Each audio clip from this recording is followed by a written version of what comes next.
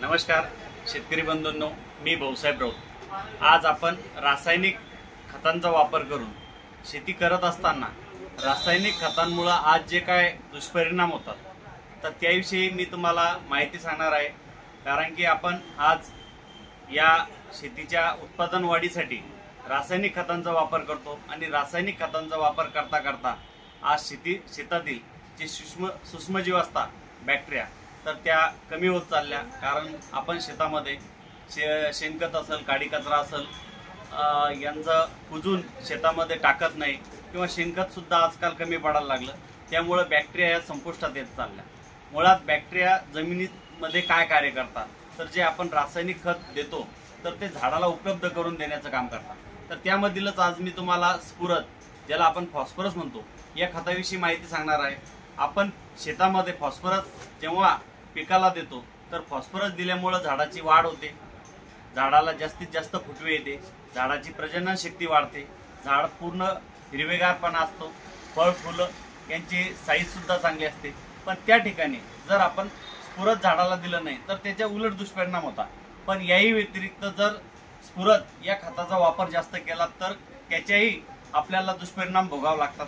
कारण की आज आपण बघतो कोणतंही पीक आपण शेतामध्ये एकदा घेतलं तर दुसऱ्या वर्षी ते पीक चांगलं येत नाही। का तर आपली भारतातील शेती बाजार भावानुसार शेती केल्या जाते। कारण की आज आपण बघतो मागच्या वर्षी अद्रकीला भाव होता म्हणून शेतकऱ्यांनी खूप काही खर्च केला। सध्या मिरची या पिकाला भाव आहे म्हणून शेतकरी खूप काही प्रमाणात खर्च करत आहे। आणि खर्च करताना एकच की रासायनिक खताची कोणतीही 5 किलो 10 किलोची बॅग घेतली तर ती टाकून द्यायची। मुळात आता सध्या शेतकरी आमच्या भोकरदन जाफराबाद या भागामध्ये मिरचीला भाव असल्यामुळे 1261 असेल, 1340 13 असेल, 42 47 असेल, 1054 10 असेल, 555 17 असेल, की ज्या खतामध्ये फॉस्फरस जास्त आहे त्या खताचा वापर करतात। आणि मुळात जर पिकाला फॉस्फरस जास्त झालं तर त्याचे दुष्परिणाम सुद्धा शेतकऱ्याला भोगावे लागतात। सध्या मिरची या पिकावर पिवळेपणाचा अटॅक जास्त आहे। कारण की का तर मिरचीला भाव आहे म्हणून शेतकरी जसा आला तशी फॉस्फरस ज्याच्यात जास्त आहे की ज्याच्यापासून झाडाची प्रजनन शक्ती वाढल, जास्तीत जास्त माल फुलांची संख्या वाढल, त्याची साईज चांगली होईल, यासाठी फॉस्फरसयुक्त खतांचा वापर करतो। तर फॉस्फरसयुक्त खत जास्त झाल्यामुळं झाडाला झिंक, फेरस, मॅग्नीज आणि कॉपर ही अन्नद्रव्ये भेटत नाही। शिवाय त्यासोबत जे काय खनिज असेल तर त्यांचं प्रमाण झाडाला व्यवस्थित न भेटल्यामुळं झाडाची वाढ खुंटते, झाडाला जास्तीत जास्त ब्रँचेस निघत नाही, झाडाची पिवळेपणा झाडामध्ये अन्नद्रव्याच्या अभावामुळे दिसून येतो।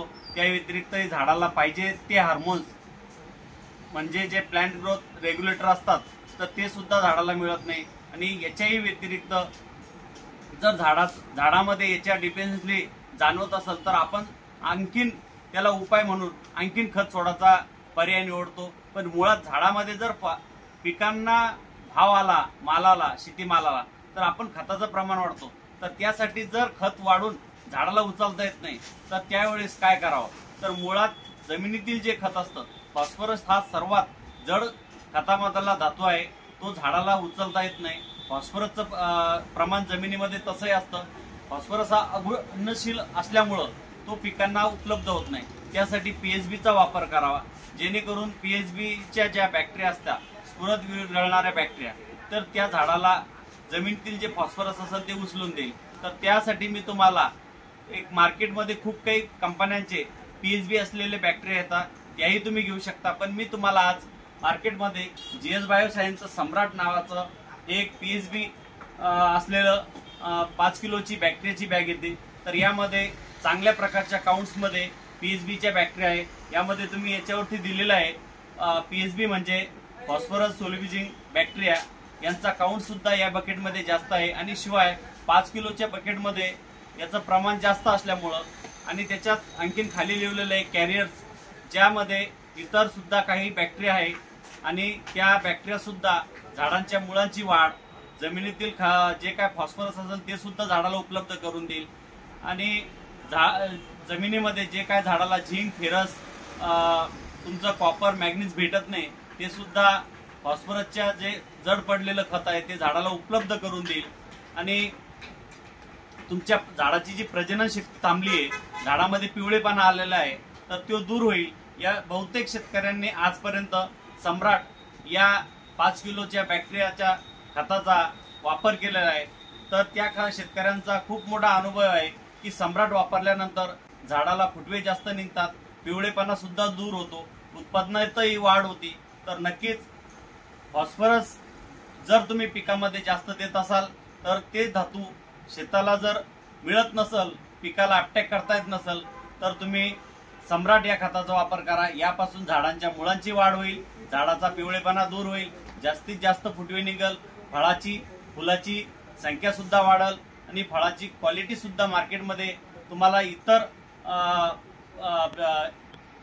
याच्यापेक्षा मालापेक्षा या सोडलेल्या प्लॉटची मालाची गुणवत्ता ही अतिउत्तम असेल। तर म्हणून शेतकरी बंधूंनी सम्राट या खताचा वापर करून जमिनीची सुपीकता वाढवा, कारण की फॉस्फरसमुळे अतिरेक झाल्यानंतर जमिनीचा पीएच सुद्धा हा वाढून जातो। जर पीएच वाढला तर जमिनीत खत असून सुद्धा झाडाला उपलब्ध केल्या जात नाही।